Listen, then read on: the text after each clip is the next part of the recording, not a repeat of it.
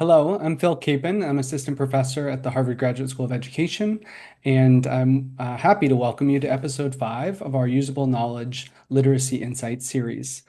Throughout this series, we've focused on trying to connect evidence from the science of reading with the day-to-day decisions of educators and families who are supporting their children's or their students' literacy. We've talked about foundational skills, we've talked about dyslexia, we've talked about multilingual learners. In our episode 4, which occurred just last week, we talked about supporting reading and writers in a digital age. So today, we're really excited to talk about early language and the ways in which families and caregivers can support it in our everyday lives. As we get started, we'd love to know who's with us today. So in the chat, if you could share your name, your location, your role, and if there's maybe one way you try to strengthen children's language during your interactions, we'd love to hear about that.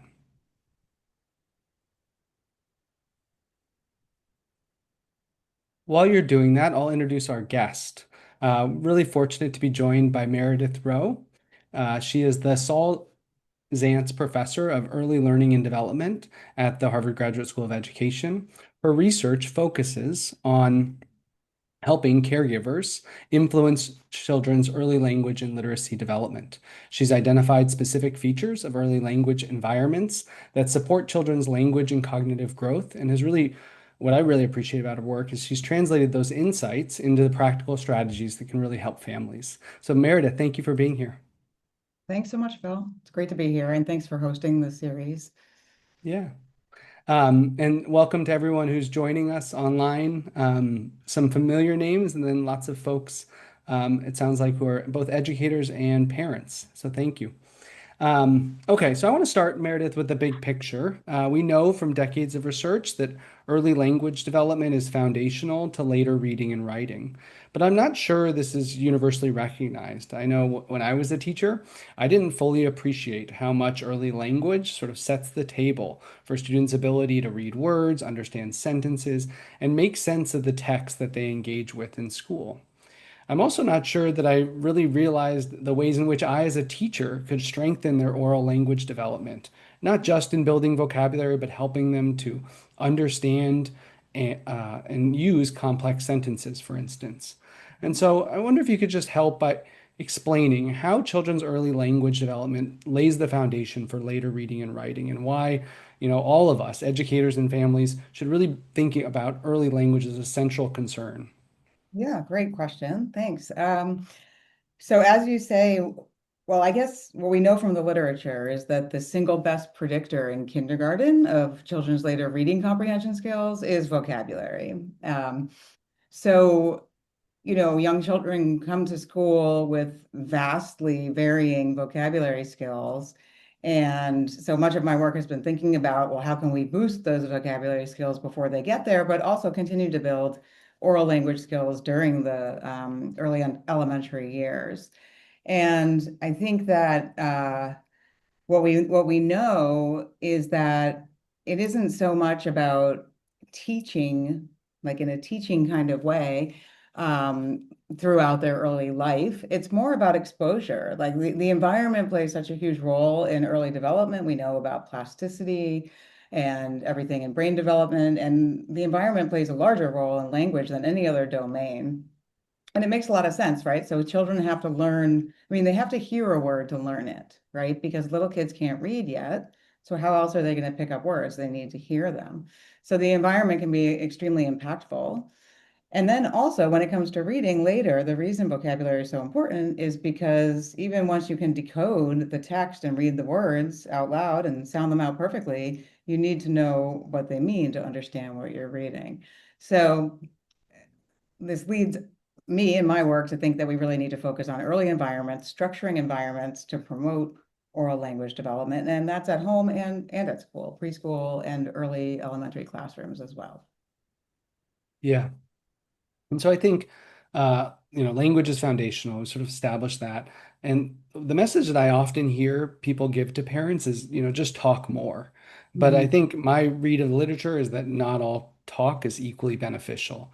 And it's not just about the number of words, but it's the quality of the language input, the words that we use with children, and the ways in which we invite them to respond and extend language. And so your research is really focused on this. So I wonder, what have you learned about the kinds of talk that's really valuable for children's later language development? Right, great question. So it is true. I mean, many of our studies have found that after about 18 months of age, it isn't so much the amount of talk that young children hear, but it's the features of the talk that matter, right? I would say the overarching most important feature that's consistently important is that children are being talked with, not talked to, right? Mm, So if you can, the more it's actually a back and forth conversation, you've heard the serve and return before, but it really makes a difference whether or not children are engaging in back and forth conversations. So that's just one general feature is that we want to promote talking with, not talking to. mm, And then other features really depends on the developmental stage of the child. But if we look at like preschool age children, for example, the broader range, like say 3 to 6 year olds, um, one type of talk that we found to be extremely helpful, and we've done a lot of research on, and this actually continues up through elementary school, so I think it's worth highlighting, is what we call decontextualized talk. It's a sort of a mouthful, but it's basically you could think about talk in general on a continuum from being like very contextualized. You're talking about the here and now and what is right in front of you. You might be labeling a ball for a child, right? To being totally decontextualized. So much more about the there and the then, or, say you're asking a prediction question, like what do you think is going to happen next in the story, right? That's in the future. That's further away and a little more abstract. And so it's this abstract talk that we have found that really builds, well, it builds critical thinking skills. It builds vocabulary. I mean, it actually is sort of every single outcome we measure, from narrative to vocabulary to critical thinking to academic language later in middle school. Children that are able and encouraged and supported in engaging in these decontextualized conversations tend to do better on these other skills later. And it's not so surprising. It's actually the type of conversations we have in school, right? Much of mhm. classrooms are sort of decontextualized, talking about abstract concepts and whatnot. And so it's good for younger kids to learn how to engage in these conversations. And it's also pretty, I think, as a parent, it's more interesting to talk with children about sort of abstract topics. Yeah. This is sort of a nerdy question, but is it true that decontextualized language outperforms, other types of talk when you control for vocabulary? Because I would just imagine that decontextualized talk also might just involve, like you said, more abstract language and maybe more precise language than when you're talking about things that are right in front of you. Yeah, it is true, especially for this like over 2.5, 3 year old age range. So we've done a bunch of studies. We have a longitudinal sample in Chicago that we followed for many years, and we do those statistical analyses where we control for how much the parent talks, and then we add in the predictors or whatnot. And Yeah. during this age period, it's the decontextualized language that predicts the growth in the child's vocabulary. So even controlling for the child's peepity picture vocabulary score Yeah. the first time to get from, say, age 2.5 to age 4. It's this type of talk that seems to matter the most. And it's also this type of talk that we hope teachers will engage in their typical classroom discourse, right? Like I'm not talking about when they're teaching the content of the teaching. I'm just talking about classroom discourse in general, like the open-ended questions, the predictions, the hypotheses, those types of things. So it's helpful in classrooms as well. There's been a recent meta-analysis that looked at teacher talk in, I think it was pre-K to third grade classrooms, Hmm. and found that these same features promote oral language development over the course of the school year. So it's not about the parent being, genetically related to the child and all that. It's just exposure, right? Yeah. Yeah, so like there's this clear through line between what works, maybe at age 3 until age 8, and it sounds like, two of the things that you're really pushing on is one is interactive talk, and so not just, talking to and more language, Mhm. but also making sure there's this interactive engagement, this back and forth where you can expand on children's ideas and ask Mhm. follow-up questions and scaffold when they don't quite know the answer. And then the other thing is this decontextualized language. So not just talking about what's in front of you, but connecting to things that are outside of the initial context. Are Right. there, And then, oh, sorry. no, no, you go. Well, there's one more third thing that's related, which is that obviously like the linguistic content of what's being said. So here I just talked about interaction and about like the concepts that are being talked about. But Hmm.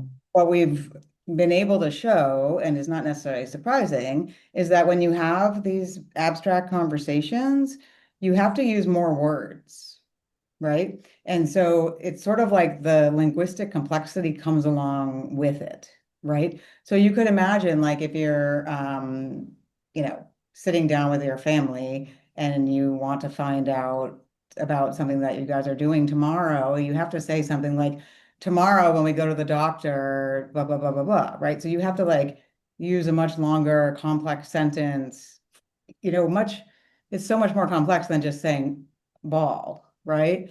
So part of what we think, of course, like a lot of these analyses aren't necessarily like causal, but then when we see these relationships between decontextualized language use in parents and kids and outcomes, we think it's because, these are tough conversations that are building knowledge and critical thinking, but it's also, sophisticated language that's being used, which is Hmm.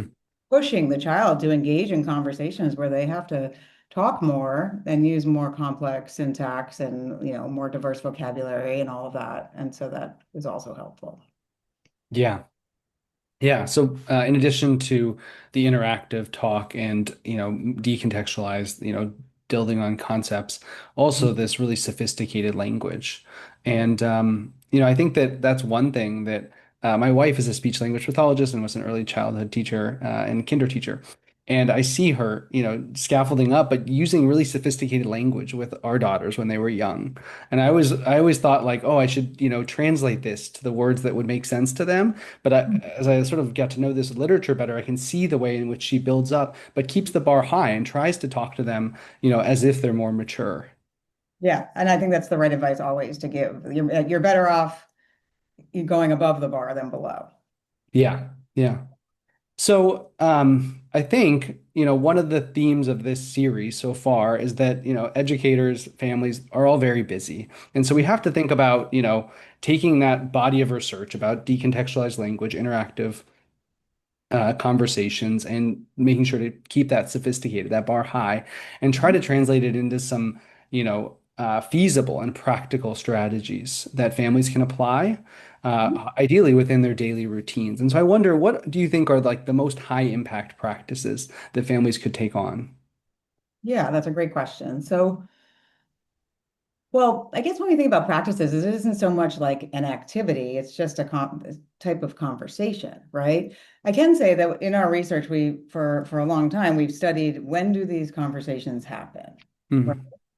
And so one thing we learned is that they tend to happen when you have that time with kids, whether you're an educator or a parent, when you aren't doing something that's right in front of you necessarily, right? So you're driving in the car, okay, or it's like bath time, or it's meal time. Like the example I brought up before is one of those moments where you're going to talk about the food a little bit or whatever, but you can also talk about your day and what did you do and all that kind of stuff.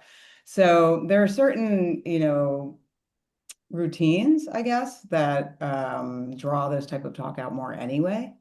So we always encourage parents to build on those times. Like, when do you find yourself doing this anyway? And maybe just, keep doing it some more or add in a few more. Try to get those conversations longer.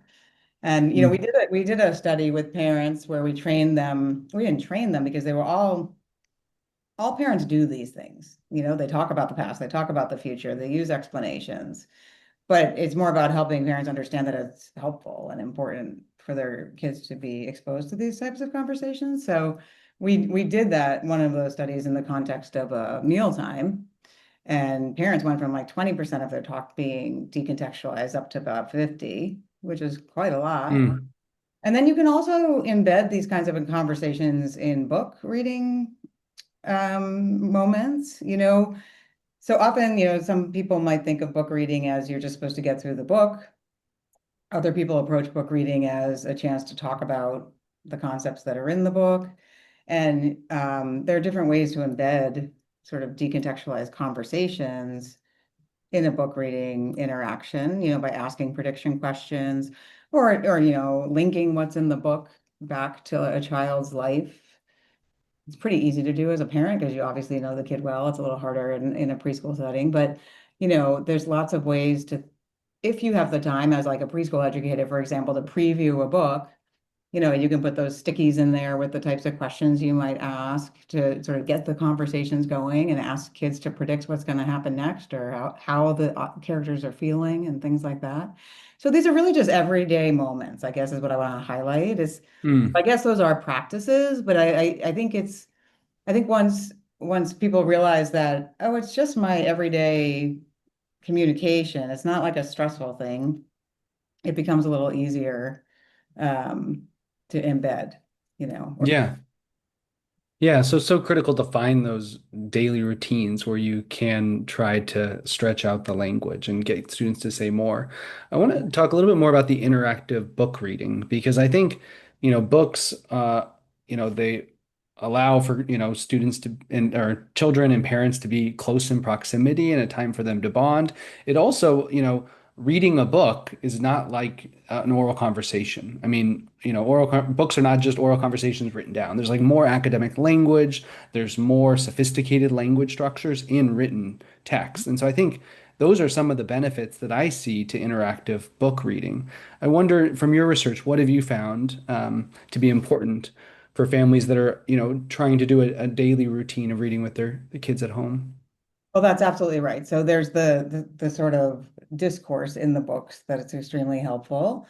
I mean, more than anything, I think personally that the books help grow vocabulary because they bring the concepts into the home. You know what I mean? They give you, you know, whatever. I mean, it could be any book, but right, like you have a book about penguins. Maybe the child's never seen a penguin. There's no reason to ever say the word penguin, but there it is in the book, right? So there's a word, there's a new concept for this type of um, animal. So, Right. right, so it's like books bring in concepts, right? And so they give you things to talk about. And then, but books can be fun. It depends how, I personally have seen, actually, we did some research on children participating in early Head Start and their attention during book reading with their mothers and fathers. And it was the parents that used more what we called extra textual talk, which is like the worst word. It's like the talk around the book, right? Not Yeah. like did more than just read the words. Kept the kids more engaged. And I think it's those little side conversations that can also be extremely helpful. So it's not necessarily like the academic discourse that you get from reading the sentences in the book, but it's like this added linking it to the kid's life. Oh, doesn't that dog look like the dog we saw yesterday at the park? Or, what do you think this character is going to do next? Or how do they feel? And all those kinds of questions. They keep kids more engaged. And so, the books are just so great for some. I mean, they bring in the words, they expose the child to just language and content and all kinds of stuff. And it's also it's fine to be listening to, I mean, once kids, I think even at the preschool age, can be listening to stories. Like if you're on a long car ride or something, it doesn't necessarily have to be the sitting down with the book. And I think also people, you get to have kids that get to that age and you think, oh, I'm not going to read with them anymore because they're getting older and they can read by themselves. But, reading aloud, like with a 8-year-old, if you're reading a much harder book than they could read by themselves, is still extremely helpful, right? And Right. gets them into stories that are so much more interesting than they could read on their own. Right. Yeah, certainly. I think, I've done some work in this area in the early elementary grades, and we, have found that students are so engaged when they're reading with a family member. And, they can learn sort of the structure of stories, pretty quickly and understand, how stories are structured and have really good comprehension of them. And then they can connect these ideas from the text to all different parts of their lives. And once, they have a pretty good understanding of the story and they can start to have these decontextualized or outside of the context of the story conversations, that's where you get these really rich back and forth and that's where families, unlike I think even a teacher in a school knows their child so well and can ask sort of interesting questions that align to their interest and their backgrounds and their lived experiences. And that can be really powerful. That's right. And I do agree that it is harder in the school setting, although I actually think it's also even more important right now because we're seeing how like kids don't get that much chance to talk in, back and forth interactive conversations in the classroom. And so I think there are ways that, teachers do this really well, like often around like small groups doing sort of science work, you can ask for predictions and hypotheses and things like that. Um, but I do think even just the simple, adding the stickies into the book reading is a way to train yourself as an educator to make sure you make time for those things. It's hard when you have a big group of kids that are that are going to want to chime in, but I think um, it's helpful for for all children to have those opportunities to get their voices heard. For sure. I think there's lots of educators that are probably on with us today that are wondering, okay, I understand, language development is really critical. I understand there's certain talk moves that are really impactful. Mhm. And, maybe they have literacy nights or other, supports for families. And I think you've also been working on this, right? Thinking about how to support families to adopt the types of, routines that we've been talking about. So can you tell us a little bit about what you've learned from that and what it might mean for educators who are trying to support families? Yeah, absolutely. I mean, so our approach has been to find out what families tend to do, like how they tend to structure their talk environments with kids, and then to sort of uncover those things that are important, these features we're talking about. And then we've turned those into sort of little video messaging for parents to try to help them understand, hey, you're already doing this. This is really helpful and why. And also helping parents understand that they can make such a big difference in their children's language development, because the environment is so impactful. So we've done this by, we have a one project focusing on helping parents understand that even just using pointing when they're talking with babies, like 1-year-old, Mm, extremely helpful for children to like focus their attention on what's being labeled and stuff like that. We've got the decontextualized work with, parents of 3 to 5-year-olds. We have work on math talk with preschool age children. It turns out that the more you talk about math concepts, there's counting or how many or more or less and all those kinds of words predicts children's numeracy school scores when they start school. I mean, this isn't surprising. Like it's the content of what's being discussed, right? If you talk more about math, then they learn more math. So we have just taken the approach of trying to inform parents about these things by providing them with information in sort of video form. I mean, that's the way we've tested out to see if that would actually help, which it does. But I think, we have to get this information out there in broader ways and, mm. you know, and also for teachers, because I don't know. I mean, I think there's so much learning that can go on when you're not teaching, you know? Yeah. No, I think you're right. I mean, I guess I'd say I really appreciate that you start from where they are and try to build into the everyday routines.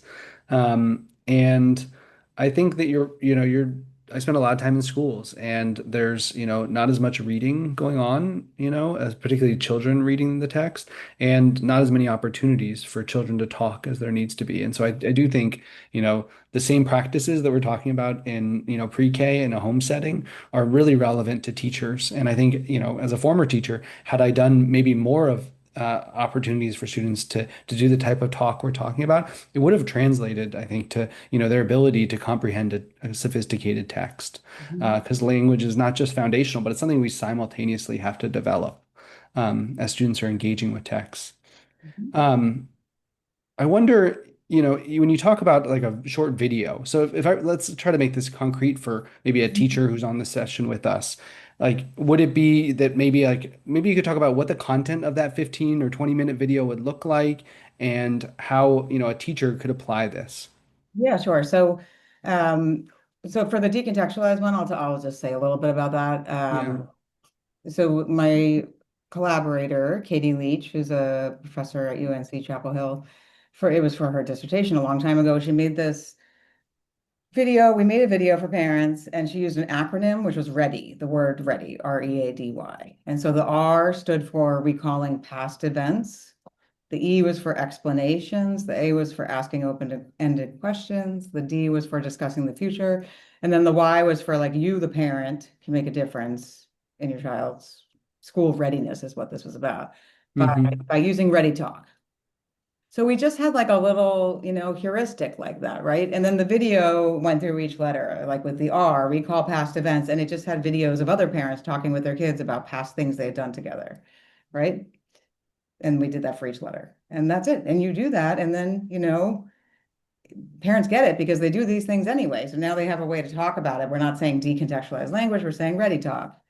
And then Katie went on and put those, she used technology to insert some of those ready ideas into book reading to get parents to ask those kinds of questions during book reading. And that was useful as well. So we're actually working now on trying to come up with a different sort of heuristic for teachers because it's not quite as easy. I think we have to think more about what are the routines in classrooms when it's easiest to do this stuff, Mm. the lowest hanging fruit, right? So if there's any teachers out there that have good ideas, please feel free to get in touch about that. Yeah, I love that. We've been doing a little home literacy work, not as much as you, but we have this talk routine where it's like teach, key vocabulary, interesting vocabulary, and then it's ask open-ended questions.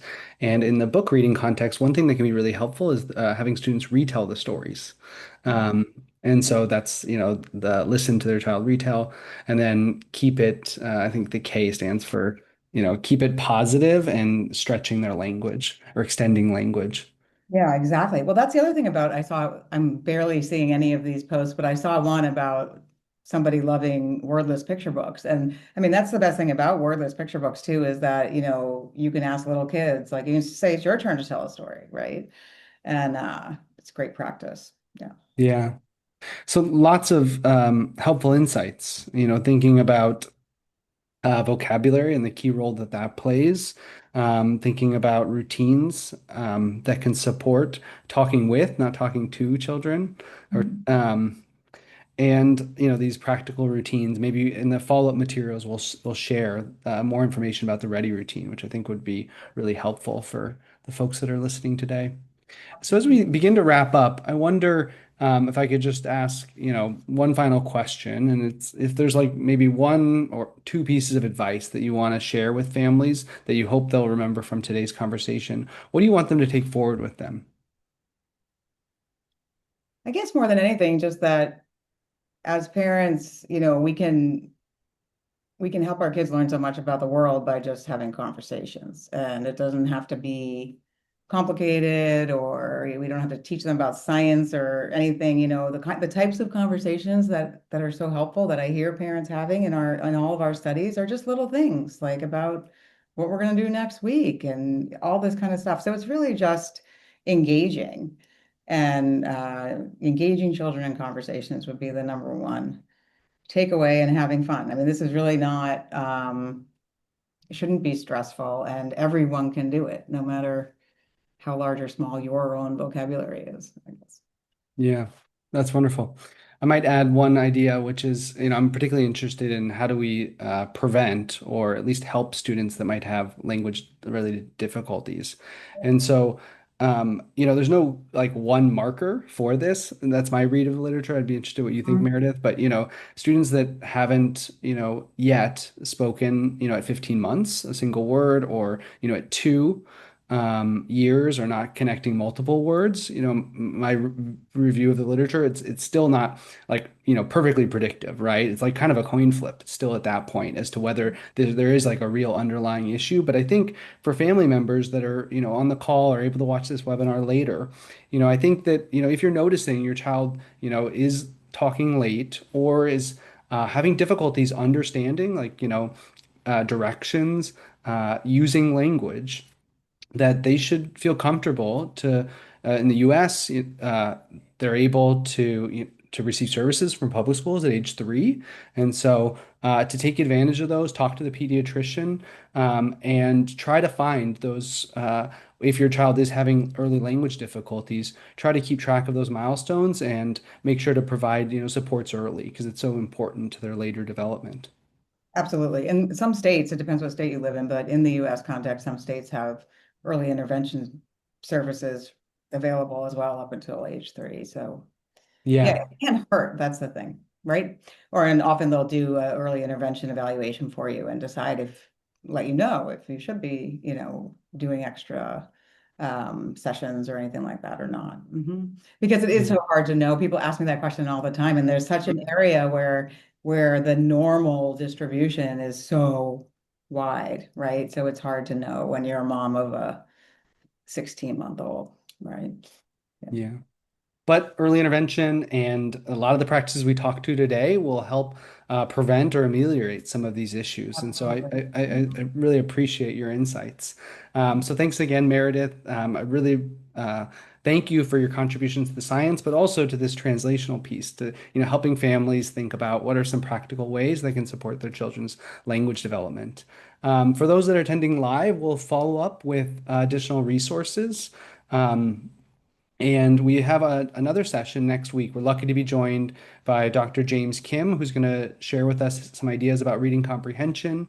Until then, I thank you all for being here and for all you do to support not only reading, but language development.